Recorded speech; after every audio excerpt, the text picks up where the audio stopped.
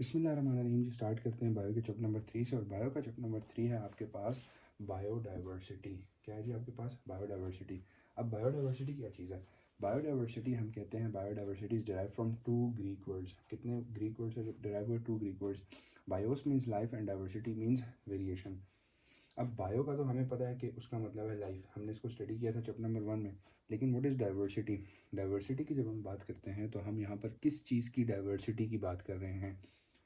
Diversity कहते हैं बहुत ज़्यादा डिफ्रेंशिएशन होना किसी चीज़ में। फॉर एग्जांपल मैं कहता हूँ कि गर्मियों में आम की बहुत ज़्यादा डाइवर्सिटी होती है, ठीक है। बहुत किस्म का आम होता है, चौंसा होता है, लंगड़ा होता है, बहुत ज़्यादा किस्म का आम होता है, उसको मैं कहता हूँ डाइवर्सिटी। तो डाइवर्सिटी कहते हैं वेरिएशंस को।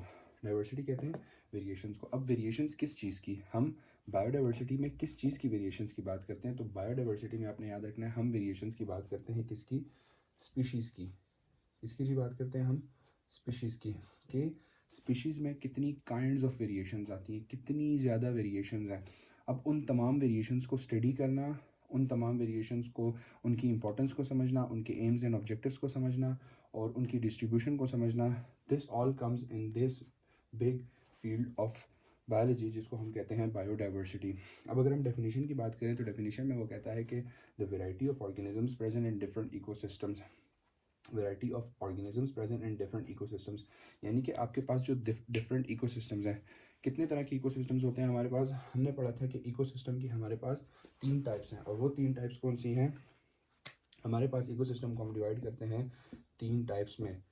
पहली टाइप है हमारे पास लिथोस्फेयर। लिथोस्फेयर लिथोस्फेयर कौन सी होती है? अर्थ वाली, ठीक है। फिर हम बात करते हैं हाइड्रोस्फेयर। हाइड्रोस्फेयर कौन सी होती है? वाटर वाली। फिर हम बात करते हैं एटमॉस्फेयर, ठीक है जी। तो ये 3 टाइप्स हो गई आपकी इकोसिस्टम्स की। अब इकोसिस्टम में हमारे पास जो 3 टाइप्स हैं, इनको जब आप सम करते हैं, इनका जब आप सम करते हैं, लेट्स से मैं सम करता हूँ lithosphere plus hydrosphere plus atmosphere, तो ये आपके पास बनाता है एक इकोसिस्टम। ये आपके पास क्या बनाता है जी?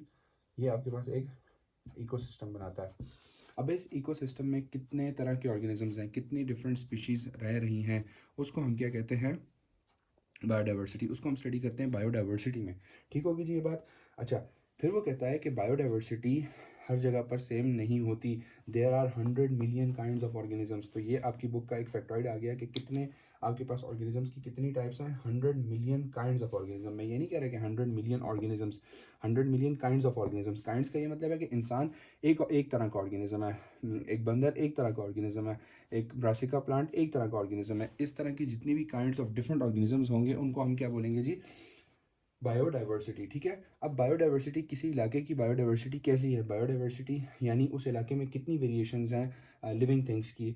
वो चीज़ डिपेंड करती है 3 चीज़ों पे। तो डिपेंडेंस आपके पास आ जाती है 3 चीज़ों पे। क्लाइमेट, उस एरिया का क्लाइमेट कैसा है, एल्टीट्यूड, उसकी हाइट कितनी है सी लेवल से, और कंपोजिशन ऑफ सॉइल, वहाँ की मिट्टी कैसी है, ठीक है।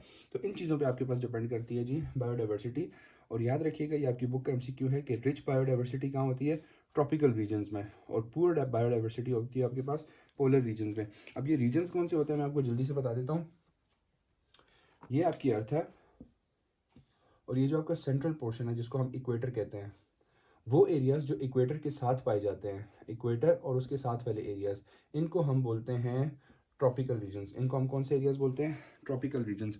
और ये वाले एरियाज जो पोल्स पे हैं, जो कोनों पे हैं, यानी कि पोल्स पे हैं, उसको हम बोलते हैं पोलर रीजन। तो आपके पास अगर एमसीक्यू आता है कि ट्रॉपिकल रीजन में बायोडाइवर्सिटी कैसी होती है, तो आपने कहना है रिच होती है। और पोलर रीजन्स में, जो कि साइड वाले रीजन्स हैं, वहाँ पर बायोडाइवर्सिटी कैसी होती है?